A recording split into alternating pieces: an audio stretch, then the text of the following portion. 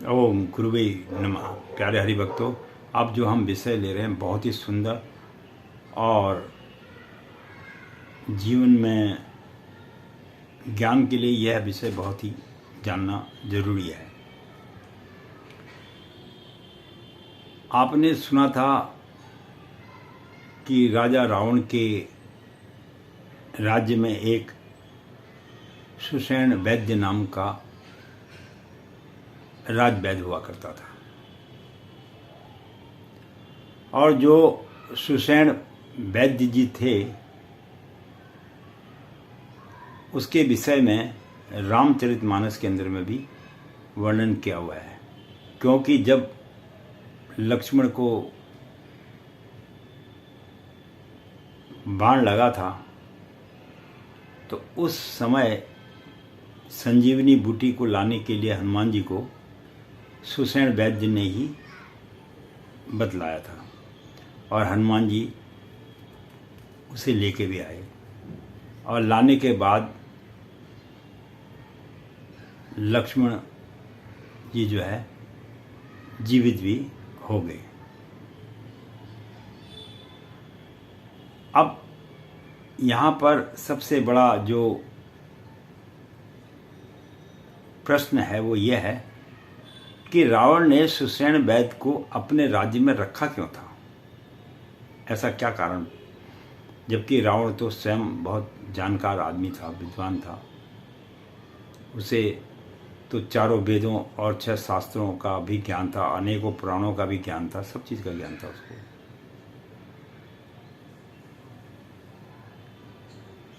रावण हो या कोई भी राजा हो, उसके अंदर में एक विशेषता होती है, वो ये होती है कि वह यह चाहता है कि योग्य व्यक्ति मेरे दरबार में रहे।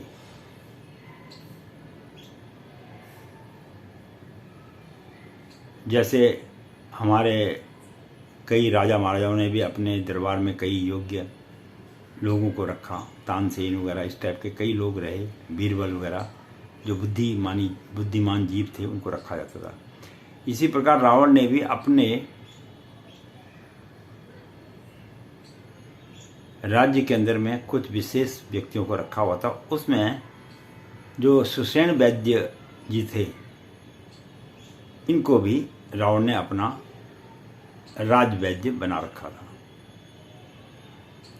अब आपको ये तो पता ही है कि रावण का जीवन संपूर्ण संघर्षमय ही रहा है, और अनेकों बार वह युद्ध भी करता रहा, और युद्ध में करने पर आदमी को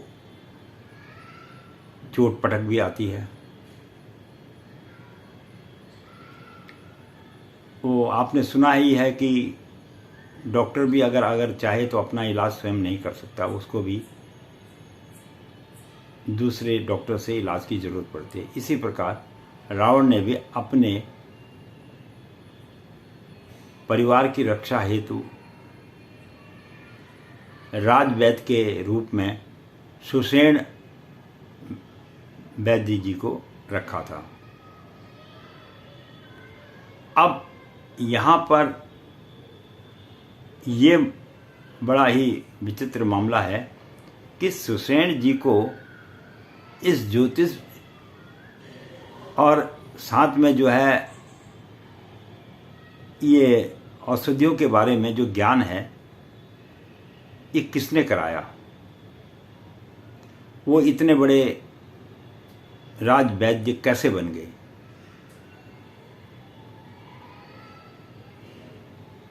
तो एक बार जब रावण भगवान शंकर की तपस्या करने के लिए भगवान भोले शंकर के पास गए, तो उन्होंने इस सुषेण वैद्य जी को भगवान शिव की आराधना करते हुए देखा, और भगवान शिव ने उसी समय सुषेण वैद्य जी को आशीर्वाद दिया कि आप एक महान वैद्य बन जाएंगे, ये मेरा आशीर्वाद है। अब आशीर्वाद भी मिल गया और उनके अंदर में ज्ञान का प्रकाश भी थोड़ा बहुत भगवान भोले शंकर ने दे दिया। अब वेदों के ज्ञाता जो थे वो रावण थे।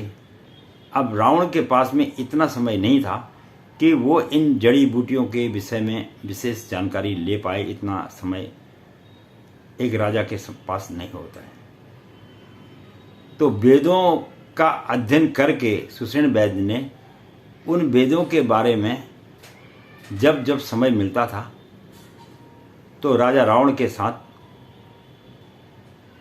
वो अथर्ववेद का अध्ययन करके दवाइयों के बारे में और जड़ी बूटियों के बारे में ज्ञान लेता था और फिर उस पर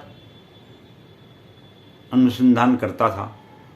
और जो व्यक्ति रावण के साथ युद्ध में जाते थे, जो भी उनके सेना वगैरह, वो जब घायल हो जाती थी या उन्हें कोई गंभीर चोट आती थी तो उसका वह सुषेण वैद्य जी इलाज करते थे और कई बार उन्होंने रावण का भी किया। तो इस प्रकार से जो सुषेण वैद्य जी थे वो एक महान राजवैद्य के रूप में जाने जाते हैं। अब दूसरे रूप में इनके विषय में इतनी जानकारी केवल विभीषण को थी। तभी विभीषण ने सुषेण वैद्य के बारे में राम जी को बताया और राम ने हनुमान जी को बताया। हनुमान जी उनको लेके रणभूमि में आ गए और यहाँ तक भी कहा गया है कि जो सुषेण वैद्य जी की जो धर्मपुत्री थी तारा, वो इन्हीं की पुत्री थी जिसका विवाह इन्होंने बाली के साथ किया। और दूसरी पुत्री रूमा थी जिसका विवाह इन्होंने सुग्रीव के साथ किया। अब तारा बड़ी बहन थी लेकिन रूमा भी छोटी बहन थी। वो भी तारा के पास आया जाया करती थी, जिससे सुग्रीव का रूमा के साथ प्रेम बढ़ गया और विवाह भी किया। लेकिन बाली को ये बात कतई पसंद नहीं थी कि रूमा सुग्रीव से विवाह करे, क्योंकि बाली दोनों को चाहता था, तारा को भी और रूमा को भी। और उसने बहाना ढूंढकर किसी प्रकार से रूमा को अपनी धर्मपत्नी बना लिया। लेकिन वानरों में जो राजा होते थे उनमें एक प्रथा थी कि अगर किसी वानर राजा की मृत्यु हो जाए तो उसकी पत्नी को उसका छोटा भाई उसके साथ विवाह कर सकता है। ऐसी परंपरा वानर समाज में थी, क्योंकि सुग्रीव बाली वगैरह वानर समाज के थे। तो बाली का जब वध हुआ राम जी द्वारा, तो बाली ने सुग्रीव को स्वयं अपने मुख से यह शब्द कहे कि सुग्रीव, तारा से मैं बहुत प्रेम करता हूँ और तारा की रक्षा के लिए तुम इसके साथ विवाह कर लेना, ताकि इसे जीवन में किसी प्रकार का कोई कष्ट न होए। इस प्रकार बाली की मृत्यु के बाद